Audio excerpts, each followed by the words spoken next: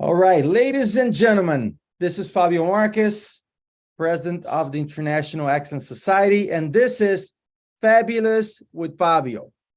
And my guest today is the fabulous Tschohl, the father of customer service, the #1 customer service guru, the most practical, the most pragmatic, the one that really gives the tools we need to make customer service excellence a reality. I'm delighted. I'm honored to be with you today. John, thank you so much for taking the time to talk to us. Fabio, it's great to be with you. Thank you for the invitation. And I'm excited about spending this time with you and your viewers. Thank you so much. So the first question I have, of course, I've been working with you for 26 years now. I'm a big fan. I know you. You are, for me, really the #1 customer service guru. And you will always be, because nobody else really have this commitment to empower employees and CEOs to really make a difference, to implement this culture as the way you do. So let's start with the beginning, right? How you got this motivation to focus your life on helping people implement customer service? Tell us a little bit about that. In 1979, I saw organizations spending a lot of money on marketing, advertising, TV, radio, billboards. And then as the customer walked through the door, they would issue baseball bats to the employees to hit them on the head to make sure they didn't come back. And I said, this is 1979. I said, this is really stupid. And I said, if you just treated the customer like a king or a queen, they'd give you a lot of money, they'd come back and they'd bring their friends. And I said, why is customer service so bad? And I came to the conclusion that nobody had ever been trained on customer service. There were no customer service training programs anywhere in the world. So in 1979, I created a program called Feelings. It was released in January of 1980. And I thought I'd be instantly rich. And then people would say, customer service, what's that?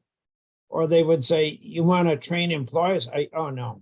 We only work with high-level executives. We would never touch employees. So I just began from there, and I had one program called Feelings. And then I kept, people loved it. I'd buy 1,000, print 1,000 leader guides at a time. And back then it was on audio cassette tape. People would listen to the audio and then they would go discuss it and then move forward. And then I started creating other versions of Feelings. I had one for nursing homes. I had one for plasma centers. I had one for financial institutions, one for hospitality, supermarkets. I had all these different versions. Today I have 5 versions of Feelings, and people would love Feelings and they'd say, what's next? And I didn't know any better. So I'd say, put them back through Feelings. Well, the problem is with adults, you can't put Charlie through the same program twice. You could take a 4-year-old or a 2-year-old and you could let them watch a Disney movie 10, 20 times. And each time is probably as good as the first time. You can't do that with an adult. So I created a program for the Navy called Bachelor Quarters, and it was really good material. It was a custom program. And I thought, this is really good. I could just do this generically. And so we created a program called Exceptional Service. That was my first diversion into creating additional programs. And over the years, I've come up with, like 13 different programs tailored to different focuses. And we're in production right now for a brand new program called Smile. When I was traveling, Minnesota, everybody smiles. You wouldn't see it as a business opportunity in Minnesota where I live. But I was in Georgia and I was in Azerbaijan, and nobody smiled. And I've been trying to think about what's the next program, because I've covered, I thought, all the core issues. And all of a sudden clicked in my mind. And I said, I'm going to create a program called Smile. I think it's the first element of customer service. Yeah. and people look at you, you walk by and they don't smile. I was in this store in Azerbaijan, a supermarket chain with 5,000 employees. And I did my first mystery shopping at 2 a.m. I, flew in from Georgia and then when we landed, got the luggage, I said, hey, let's go check out one of these Bravo stores because I was doing a seminar for them. Yeah. And so at 1:30 or 2 o'clock in the morning, I went through the entire store. I would see, 20, 30 employees, and nobody would ever acknowledge me. Nobody would smile. And so what I have done, Fabio, is just created, think of a facelift. You do the nose, you do the eyes, the cheeks, the hair. Mm-hmm. And what I've done is kept designing new leading edge ideas to keep improving the customer experience. So feelings lays the foundation. It's probably the most powerful customer service program ever released. And by the way, it's been upgraded many, many times. Yeah. So but the principles are 100% the same. Yeah. But we need to, if you're going to improve the customer experience, one magic program. It's think of becoming a doctor. You want to become an MD, and you're going to go to school and you're going to take one class, and you're ready to graduate, and you're going to operate tomorrow on you. You don't know what you're doing. You got one course, and that's really what we think about in terms of customer service. Let's take our workforce and put them through one course. And one thing that I want to stress, John, just to emphasize one very important point, and maybe people, if we don't emphasize, they will not get it, is that our employees, right, every day, they are performing surgery in customers' hearts, right? And 99% of all the customer contact is with that frontline person. That's right. Least trained, least valued, least appreciated. And we assume that we hire this kid, he's 23 years old, and he's supposed to know everything there is about customer service. Well, is all he's experienced in his lifetime is bad customer service. Mm-hmm. So he doesn't know what awesome service is because he's rarely ever seen it. And so what happens, where 99% of all your customer interfacing is with the frontline employee, that person's never been trained on customer service. And if they did, it might have been 5 years ago or 10 years ago. And with we one-shot program, right? One-shot program, right? So we're going to take this 23-year-old, maybe 27. We're going to put them in this magic program that maybe our company created, and he's going to, or she is going to change their life forever. And I'm just saying that's not the way it works. If you want to develop high-performing, customer-centric, customer-driven employees, you got to have something new and fresh virtually every 4 months. Now, Fabio, the interesting thing is nobody in the world has this depth of product line that Service Quality Institute does. So there's thousands of people in the world that will come in and train your people in customer service, but they got one program. Yeah. Yeah. So what are you going to do when you're done with one program? You're going to go to medical school. You're going to take one course, one class, and you're done. Well, you're not going to be a very effective doctor. And one thing I really like about your strategy is that you have like 10 or 12 programs that you can apply every 4 months. And it's really, they're all integrated. They're all aligned. They go deeper into specific skills of customer service and human interactions.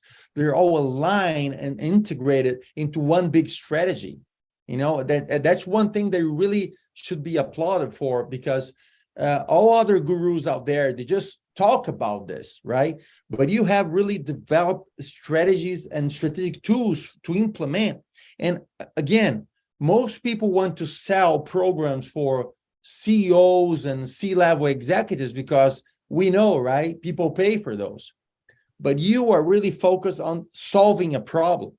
You're not, let's go where the money is. No, you're really trying to make a difference here giving the tools companies need to train employees, right? You said 99% of the interaction with customers are done with frontline employees. So we need to train them and create this culture of loving the customer and feeling great about it, right? Serving is not something minor. Serving is something major. And you're giving the companies all the tools they need to do so. And amazes me as well how hard it is, right, to show CEOs and presidents the importance of doing that the right way. And I've been with doing this journey, and it's so hard to show them what they should do to really create the culture. So all my research shows that if you can build a company around the customer experience, I mean, well, you are awesome. You're the service leader.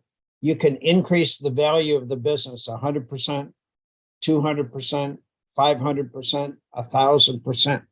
For any viewer here, we're talking millions and millions of dollars. Yes. So there's three ways you can grow your business. You can go to your bank and borrow money and borrow $5 or $10 million. And I'm sure interest rates all over the world are very, very low. And then you have to pay it back eventually. That's one way to grow your business. Another way is you go to your local media outlets, TV, radio, billboards, all the social media sites, and you spend maybe $25,000 a month forever, and that's expensive. And then the third method, which is what I do, is focus on word of mouth. How do we create an experience that's so incredible that the customer falls in love with your company and comes back and brings their friends? And to do that is all you got to do is train and develop the employees and management so that they understand their single job every day is to have over happy customers, to let the customer touch heaven every day. If they do that, you're like an Amazon. Amazon, Fabio, grew sales last year $44 billion. $44 billion. Most companies don't want $44 billion growth in sales, got too much money. And there's an amazing point, because Amazon claims to be, or they want to be, the most customer-centric company in the planet, right? I think they are. They're really into this, and obvious, right? And everybody says about nice things about Disney. Disney is a good example of being focused on customer service. And then you have Amazon, another major example, and everybody wants to be Disney or Amazon. So do what they do. They really focus on customer service, a customer experience, and they create this culture, right? So more people should be willing to really take this pragmatic approach, right? Instead of just talking about, oh, I want to be customer service, I want to be customer centric. They should be really, okay, what do I need to do? What tools do I need to implement that culture? And that's why I like it so much, because you have the tools. I was in Vail, Colorado a couple of weeks ago, and I went into this Burton store in downtown Lions Head. It had to be the most expensive part of the village area. The rent, I'm sure, is very, very expensive. They had a lot of inventory in there. My son walked in because he wanted to get some snow boots. And the people were really, really busy, the employees. They had to spend about 15 minutes talking to each other, three of them. They didn't have time to wait on him. Finally, somebody came over, but they didn't have the product on hand. And my concept was that the lease payments had to be really high. You got electricity, you got all the heat, you got the inventory, and then you're paying the salaries for these people that are so involved in talking to each other, and nobody's waiting on the customer. And they got all this beautiful merchandise. But what good is the merchandise if your employees are sitting around talking to each other? Now, most companies would say, well, that's just an aberration. That's never happened before. But I'm just amazed at how bad customer service is. Because of COVID, I think customer service is worse today than it was in 1979. Mm. Why do you think that happened? I think companies didn't want to spend the money developing their people. They were just kind of hanging on. They just gave up on it. I think customer service today in the United States and around the world sucks. I think it's bad. And management's responsible. Management is the one that says, I'm not willing to invest in my people. You know, and one of the reasons you don't want to train your people is they might leave. So you're better off just having dumb people. And that way, you know, because all this advertising is free. All the lease payments and the rent and the lights and electricity is free. The merchandise is free. So I just, Fabio, I don't understand why companies pay so little attention to the customer experience. I teach 6 principles in feelings. Feel good about yourself, which is probably the principal reason it's been so successful. Practice the habits of courtesy. Use positive communications verbally and non-verbally. 4 is you got to perform. You got to do what you said you're going to do. 5 is you got to listen and really listen to the customer. And 6, you got to learn about your products, because you can tell in 3 seconds if a person knows what they're talking about. I was on the phone with my son with T-Mobile a couple of nights ago, and this woman never listened. And I'd say, Miss, you're not paying attention. You're not listening. She kept asking the same question over and over and over. And then she was at a call center. I don't know if she was in India or the Philippines, but you could hear all these voices in the background. And it was a worthless call. She didn't know anything. She didn't listen. I wasted my time, my son's time. He finally gave up. He said, screw it, we're wasting our time. She was probably just following a script, right? So if you love the customer, if you treat him like a king or a queen, like Costco does, if you know the average sales per Costco store is about $239 million per store. It's more than double what Sam's does. Sam's, which is owned by Walmart, does not understand customer service. Now, an interesting thing, you know, my new book, Relentless, which is, I talk about the companies that are relentless, like Costco, Amazon, the Mayo Clinic, but they never gave up. That's right. So Vail, Colorado, where I go I've been snow skiing there for 50 years. They gave up on customer service. They had George Gillette, when he bought the company, built everything around the customer experience. And in the last few years, and starting with COVID, Vail just gave up on customer service. It's no longer a priority. How in the hell can you build this brand in this business and then you just give up on it? I don't understand. So very, very few companies are relentless. They focus on this for a few months, sometimes Fabio for a few years, and then they're done. And mostly, I believe, John, because they didn't have the right tools, so they didn't get the results, so they give up. But you know, I know firsthand, because when we started working together, I was in Brazil at that time. I remember one of our first clients was Lojas Brasileiras, and they wanted to sell the company, right? So we used Your Feelings program at that time, 1998, if I'm not mistaken, 1998, and we trained 5,000 people in 5 months using our tools.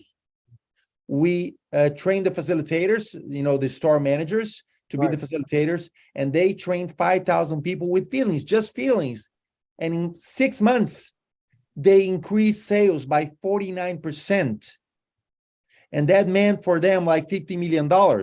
And they sold the company with a much higher price. So even with just one product, just one program, it worked, because you know, feelings really understands the what's in it for me concept. So we train adults they're mostly are thinking about themselves, but we make them feel good about themselves and about the challenge of growing themselves to be awesome at their job. And it works. And at that time, I used only that program. I didn't have all your programs, right? So now you have a complete set. It's a journey of every 4 months, a company can implement a new program to keep everybody focused and transforming themselves into this client delighting machines, let's say, right? And it's so much more fun to work in a company where your clients and customers love you, right? And everybody feels great about it. So in my understanding, John, the only reason why customer service is not as great as it could be, and the only reason why many companies have given up on customer service is because they didn't have the right tools to implement. Because, Disney didn't give up, Amazon didn't give up, and they're thriving because they have what it takes. They understand, first, the priority. They understand it's a priority. They understand it's a culture, not a one-time program. And they are constantly looking for the right tools to make it happen. What do you think? I totally agree. And what we have done is gone in with that laser surgery. So we have a program, for example, called Speed. I think people want things today faster than ever. And the mindset of most employees in the world is slow. Yeah. We know that if we got 3 days, we'll start on it on the third day. We didn't know it was going to rain. I didn't know I'd get stuck in traffic. I didn't know it would snow. And then we have policies and procedures that are designed to slow everything down. So Speed is one of the programs. And then I have a program called Empowerment, a way of life. How do I get people to make really fast, empowered decisions? That's great. I'm sending materials to our partner in Bolivia, and they've had the materials for 3 or 4 weeks. They can't get it out of customs because I put his name at the hotel, and they assume that he owns the hotel. Oh, So that means on Federal Express that if you send it to a hotel, you're going to have to somehow communicate he's not the owner of the hotel. He's a guest there. Even though I had the room that he's at, it didn't matter. People trying to get people to make empowered decisions takes 2 miracles at one time. I'm talking for $5 even. So you got to be able to make really fast, empowered decisions. And then you got to learn how to handle irate customers in difficult situations. I find that if I raise my voice, people cry and they get very upset. You don't even have to become irate. You just have to raise your voice and people disappear into the sunset. I have another program called Loyal for Life on service recovery. When you screw up, how do you save the customer? In this country, most people lie. 80% of the people in the US lie like mad when there's a problem. They figure that you're never going to remember who they're talking to. You're not going to come back. I teach 4 skills on service recovery: act quickly, take responsibility, be empowered, and compensate. Give them something of value where they say, oh my God, this is really cool. But I find that companies don't understand the strategy, Fabio. They don't understand how money can fall from the sky, just like snow, when you deliver this awesome experience. It is not difficult. And by the way, the easiest person to change is the frontline employee. That's the easiest one. The most difficult is middle management. They're a little bit more resistant to the change. And you have programs for middle management as well, right? Correct. We have 2 programs for management, one called Leading Empowered Teams for an awesome customer experience. It's just been upgraded. It's a 2-day seminar, and it teaches 4 things. What do we got to change to have a better experience? How do we coach our employees for higher performance? How do we drive empowerment? How do we enforce empowerment? There is nothing more difficult to teach people than empowerment. And the fourth is teamwork. So it's a 2-day seminar. And the reason we created this program is, let's say we improve the performance of the employee and there's no love, there's no recognition. The manager says that's about, it's about time he did what he's supposed to do. Eventually the employee says, nobody gives a dang. And they lose their momentum. And then I have another program called Coaching for Success. All of our materials, by the way, in the United States are in Spanish and English. Because if I was in Miami, for example, one of the questions I'd ask if a company says I have 700 employees, what percentage are Hispanic? You might say 400. And so we're the only company in the world that could provide, let's say they had 700 people, 400 participant kits in Spanish, 300 in English. Yeah. We don't understand the need for the employee to understand it in their own language.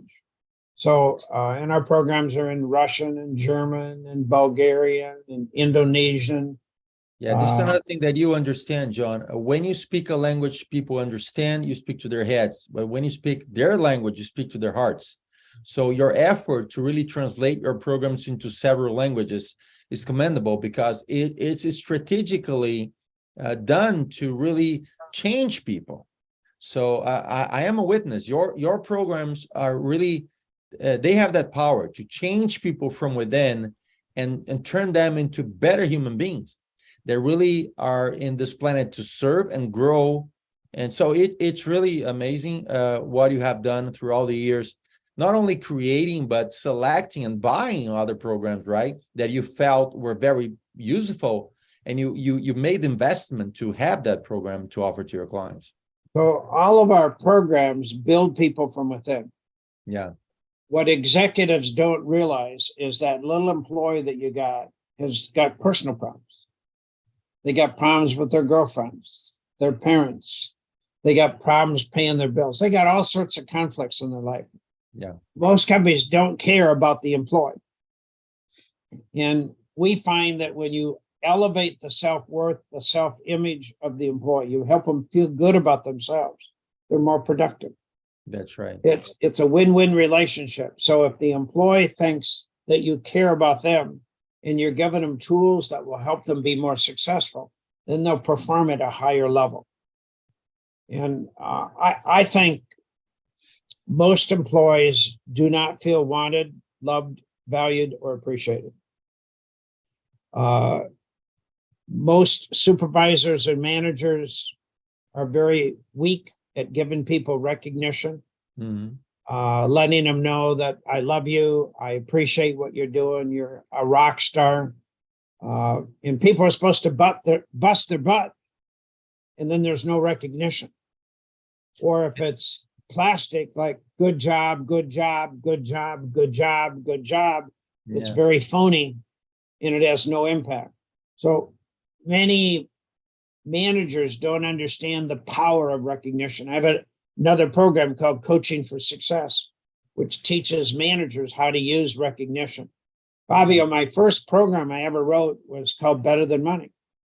And it was for managers on how to motivate people using recognition. It was on audio cassette tape. And this is like 1976. That's before you were born. No, I was born in 1970. I'm not that young. So I was 6 years old. So money doesn't get the guy to perform at a higher level. It gets him in the door, but it doesn't perform Right. So I've always said, and I do this in my seminars, if you had a stack of $100 bills here, and over here you had a stack of personalized stationery. And every time you caught somebody doing an incredible job, you had a choice. You could give them a $100 bill, or you could give them a personalized handwritten note or typed letter telling them how awesome they are. And I would say, which one is going to work the best? And almost everybody says the handwritten recognition notes. But most managers think is all you got to do is pay people more money and they'll perform higher. If you doubled everybody's salary tomorrow in your company, performance would go up only 1%. And in about 30 days, you might be out of business. Yeah. Okay. So you gotta teach people how to get people to perform at a higher level. They need love, they need recognition, they want to be involved. We have 4 objectives with our programs, Fabio. One is to change behaviors and attitudes. If you can't do that, you're never going to get onto first base. Yes. The second is you got to teach the skills and the art of customer service. It's a skill. Yeah. Now, the good news is not a difficult skill. I mean, to smile, think about it. I mean, it's not difficult, but people forget about the fundamentals. They forget about, nobody's ever trained them on that. The third thing we do is we build employee morale and teamwork. If people love their company, they love going to work, they get along better with fellow employees, they don't leave. You can reduce your turnover. You build employee morale. And then the fourth thing is we drive sales. Yeah. So our method of driving sales is not by marketing dollars, not by going to the bank and borrowing $50 million, but instead taking your total workforce and getting them to work on 8 cylinders instead of 6 cylinders and get them to be customer driven. So it's not a complicated concept. I just don't know why more companies don't do it. No, it's really amazing. And I remember when I was introduced to you, it was 1996. Our friend Andre Herman introduced your name to me and my name to you, right? And before I was an executive, right? I was very young. At 21, they gave me this business unit. And I remember we went from 2% market share to 87% market share in 3 years. And we became the most profitable in Latin America, the 3rd most profitable in the planet, in our industry. And I was using the same concepts you teach in your programs. I was just taking care of my employees, making them feel loved and appreciated, and helping them see the importance they had to our customers, right? So they would treat our customers right as well. And I didn't have the tools, I didn't know you, but I was following your principles. That's why I believed in this so much, because I was very successful as an executive. I was the youngest award-winning executive at that company. And I started traveling around the world to share what I did in Brazil. And later, like 1996, I was introduced to your work, and it blew my mind how you were already, for decades, you were already working on this, right? And offering those tools. And so we have feelings, then we have exceptional service, we have remember me, right? To help people remember, customers' names. Right. Remember me is, think about when you go into any business, how often does the employee remember you and use your name? Super rare. It's very, very rare. So, but super powerful when they do. I think the most important thing to everybody is their name. So visualize, let's take Miami where you live. You've got maybe 5 I or live 10, in Tampa now. I moved to Tampa, but anyway. Oh, you moved to Tampa. Last September, yeah. Well, let's take Tampa. You got Fleming's, which is in Tampa. Fleming's uses your name. They have the highest level of customer service. They charge 2 or 3 times more money than anybody else. And about a block away is an Outback Steakhouse. Now, my wife likes Outback Steak. They have great food, pretty good service, but they'll never use your name. Never, never, never, never, never, never. They have a loyalty card. This, that, and when you give your number to the employee will never use your name. I always make a reservation. So you check in and they never say to the server, "This is John." The server never says, "My name is Andre. What is yours?" "Oh, it's John Tschohl, Mr. Tschohl." "And is this your is this your wife with you?" "Yes, her name is Pat." "Well, John and Pat, it's great to have you here at our restaurant." Nobody ever does this. A server could increase his income 25%. The restaurant could easily increase sales by 10 to 20%. And it doesn't cost you any money. That's right. So it doesn't matter if you have a retail store, doesn't matter what business you're in. What would happen if every employee remembered your name and called you by your name? Nobody does. And help us understand, why do we need a program to help our employees to use customers' names? Well, there's no educational system in the world that teaches anything that I have. And they've never seen companies do it. So it's just a foreign thing. So what you're doing is you're teaching fundamentals and basics constantly. Okay. You're trying to develop an elite workforce. You can destroy your competition if you really understand customer service.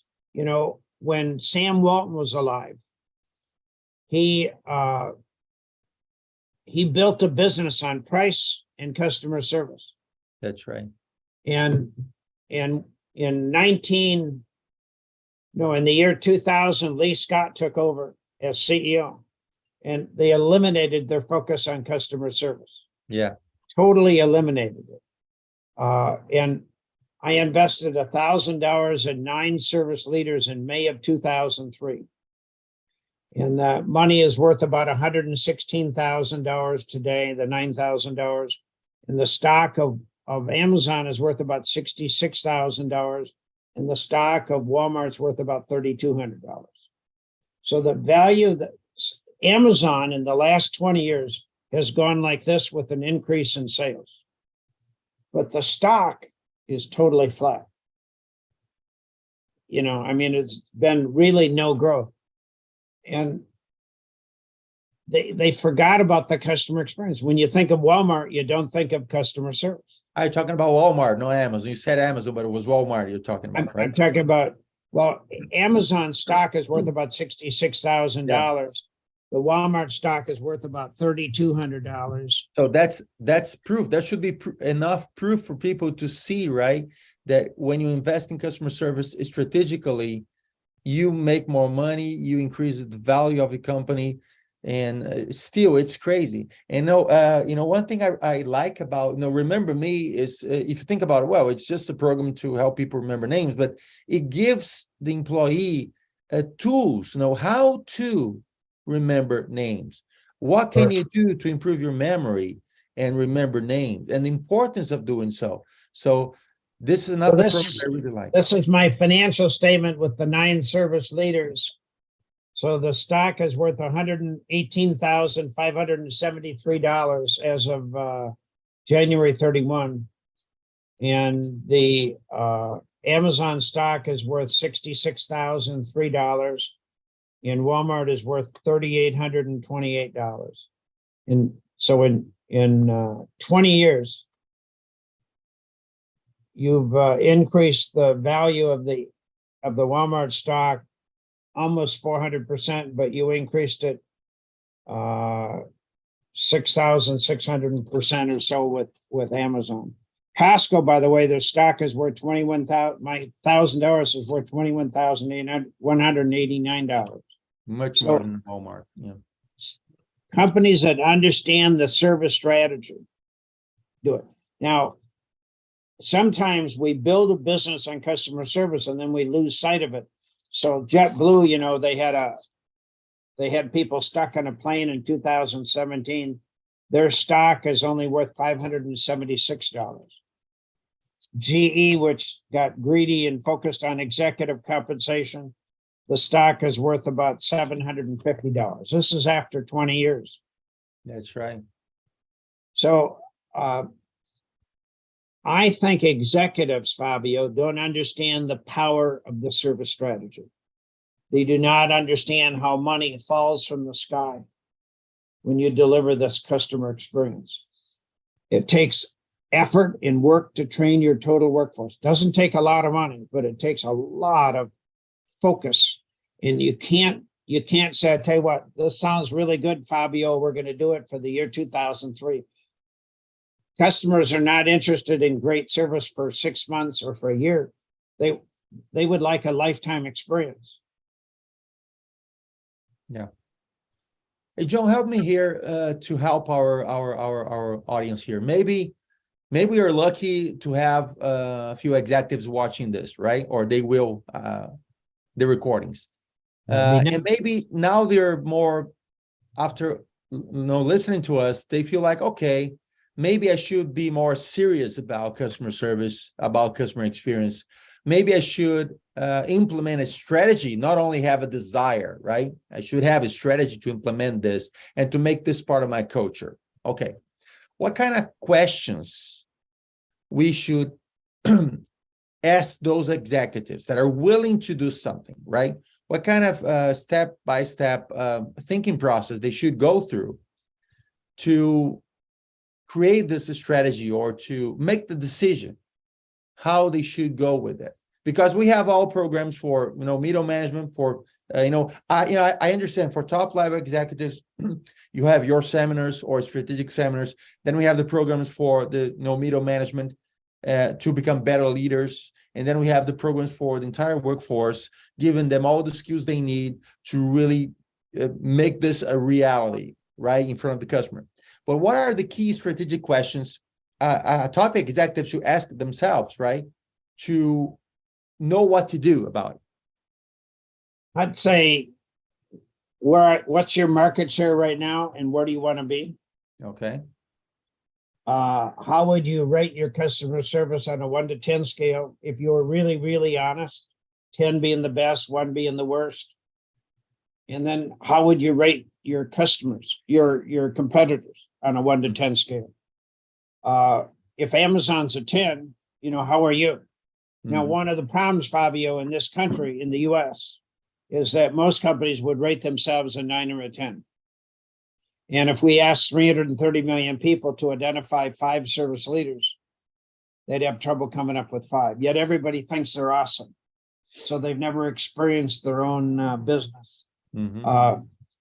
Here's the power of the service strategy. If you took your top product and you cut the price by 50%, and you said for the next 3 months, we're going to reduce our price, whether it be milk, whether it be iPhone, whatever it is, okay? Your competitors would copy you within 1 hour.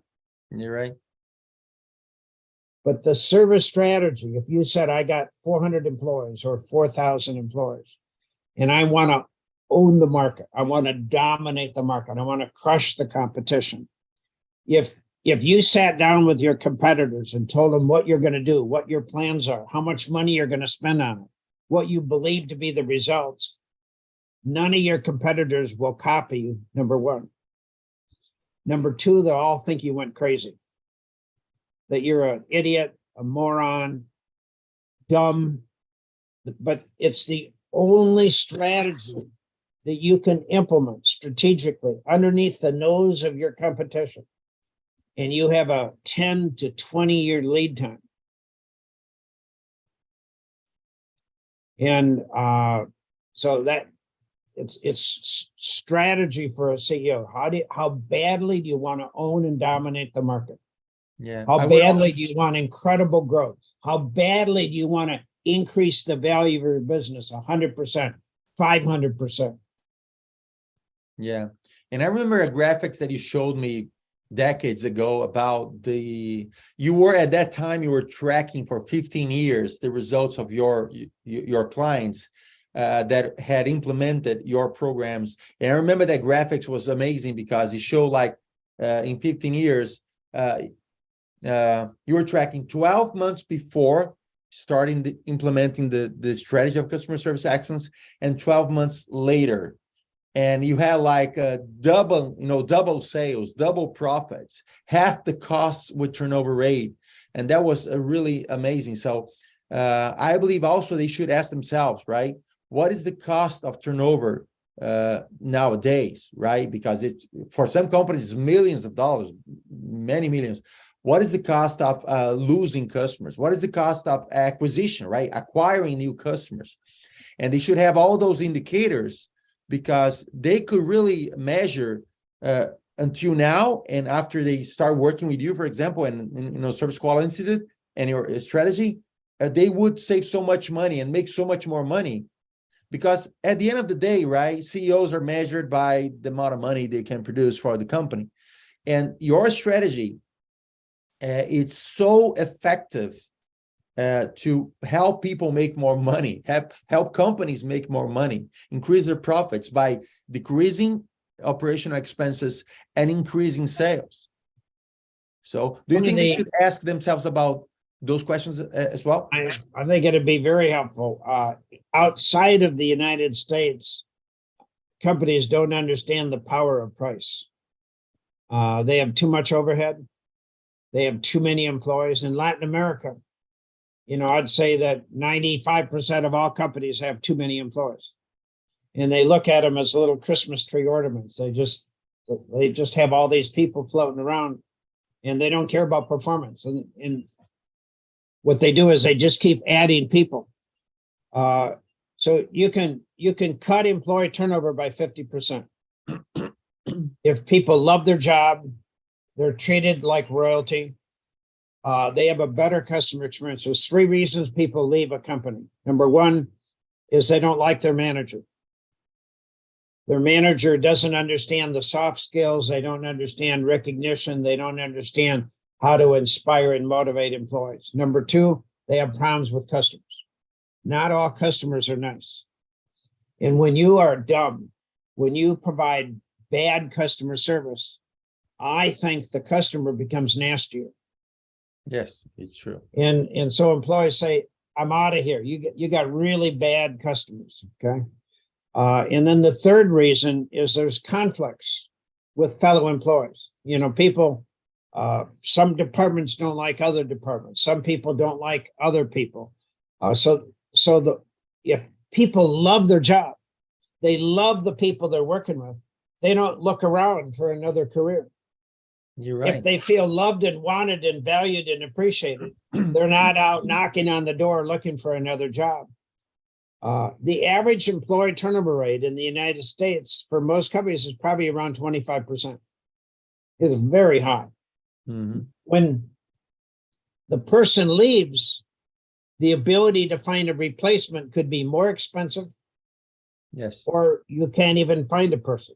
And it takes time for that new person to really understand the culture and perform. And you got to train them, but nobody trains them, okay? And Yeah. so now you got these new people and they lose the customers because they don't know what the hell they're doing. So anybody that really understands the customer experience can dramatically reduce employees. At Apple, their employee turnover rate is very low. If you go into an Apple store, you talk to somebody on the phone, do you like working with Apple? Yeah. And they might interview you 20 times before they hire you. They're very, very careful. They get very bright people, but they're really good at customer service. If you wanted to work at the Mayo Clinic, they're after teamwork. They get all these really, really bright people that want to work for the Mayo Clinic, but they're looking for people that understand customer service, that understand teamwork. Yeah. So you service leaders, Mario, or Fabio rather, are very careful about who they hire. And they hire 1 out of 50, 1 out of 100. Most companies, if you have a pulse, you're hired. Well, today you can't even find people with a pulse because a lot of people don't want to work. They just sit around.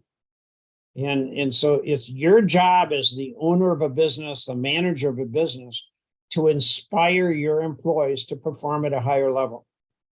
Money, as I said, does not work.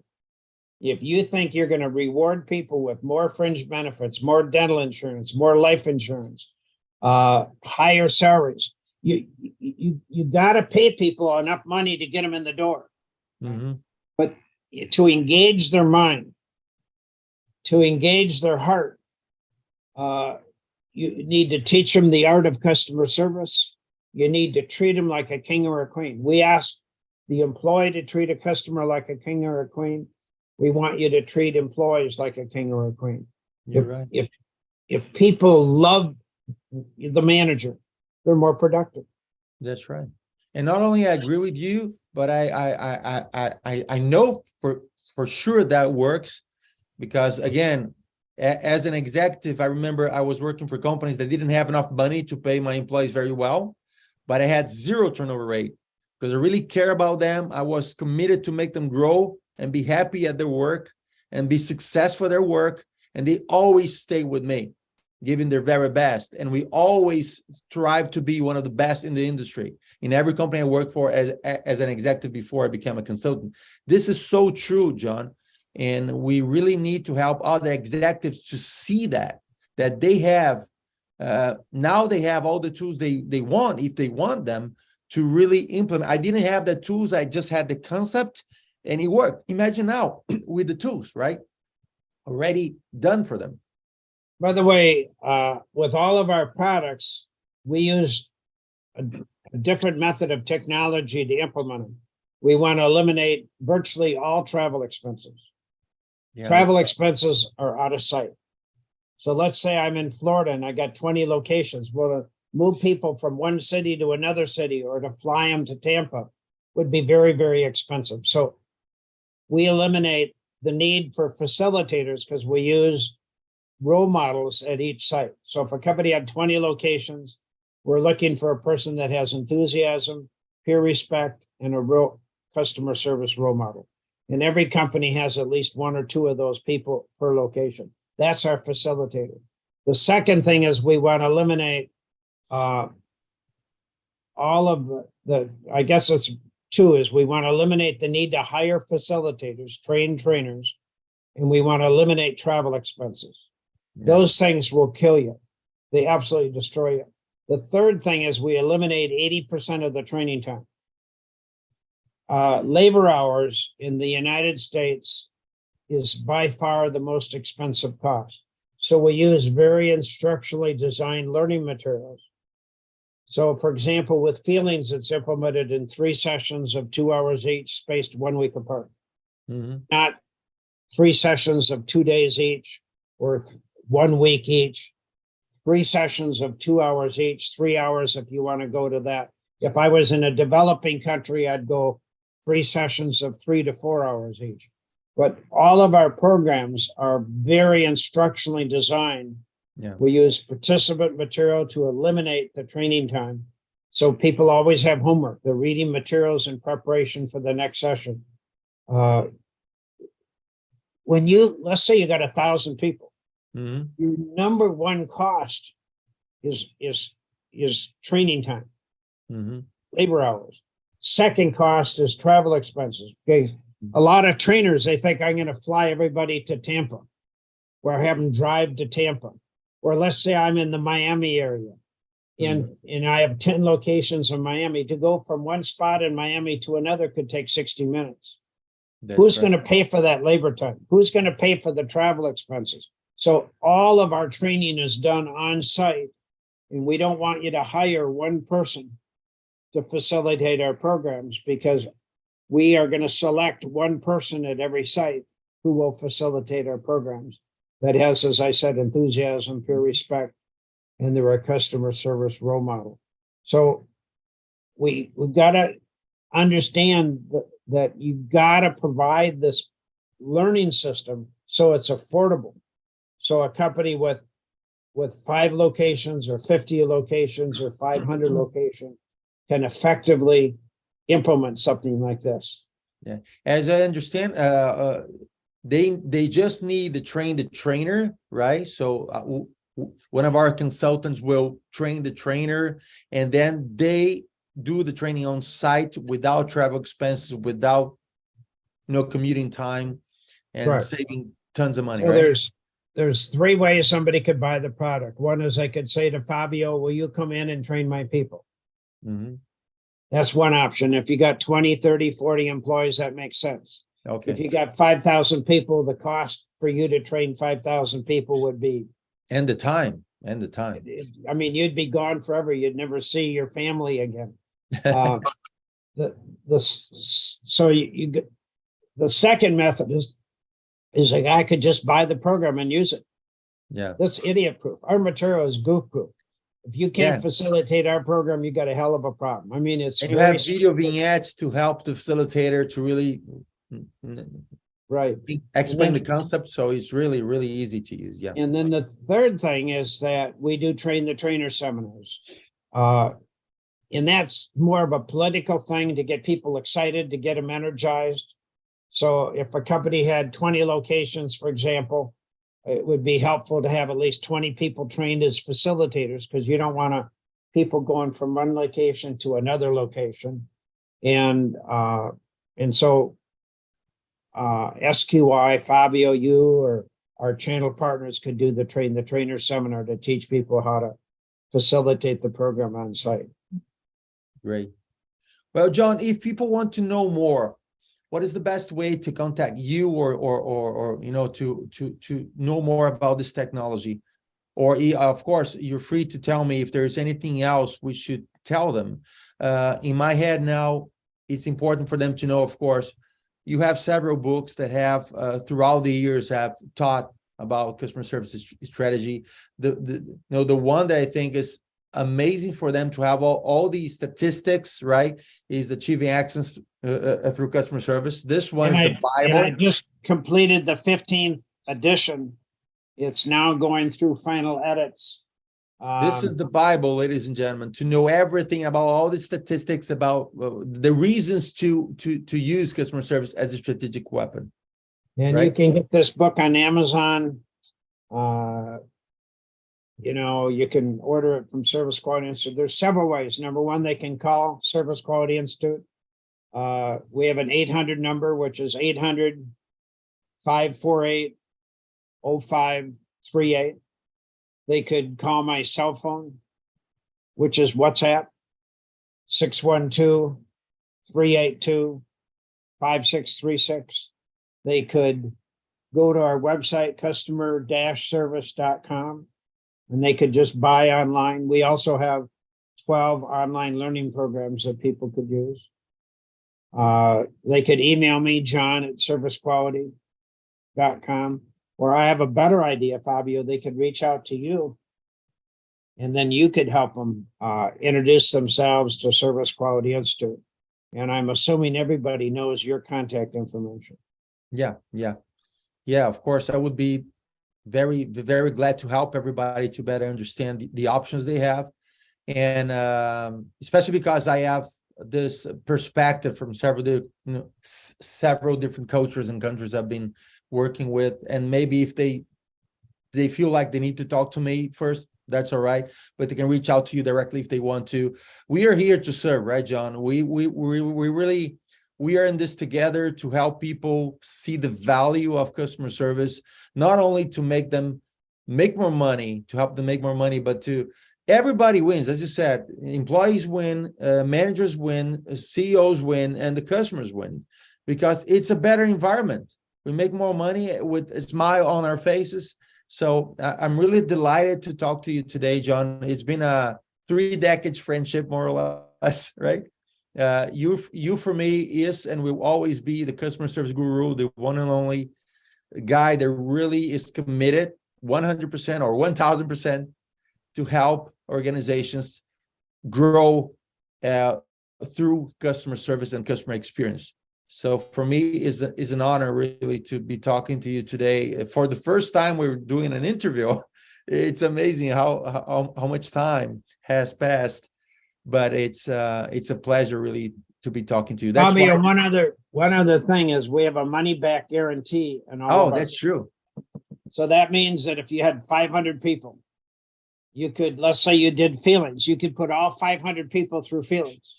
And if at any time, for any reason, you said the stuff sucks, you could return all the product and get all your money back, whether it be a year later, 2 years later, 4 years later. Now, in 50 years, we've had 2 returns. In 50 years. One in 1981 for about $120 and one in 1990 for about $640. I remember both. Of course. Too rare. But we have a very strong money back guarantee. You know, the only thing we want you to do is train your whole workforce. And our stuff works. It's absolute magic. I mean, it absolutely works. So hopefully some of the viewers are going to reach out to you, Fabio, or myself, and want to touch heaven, want to create a better customer experience. Think of snow coming down with a snowstorm. Only instead of snow, it's money.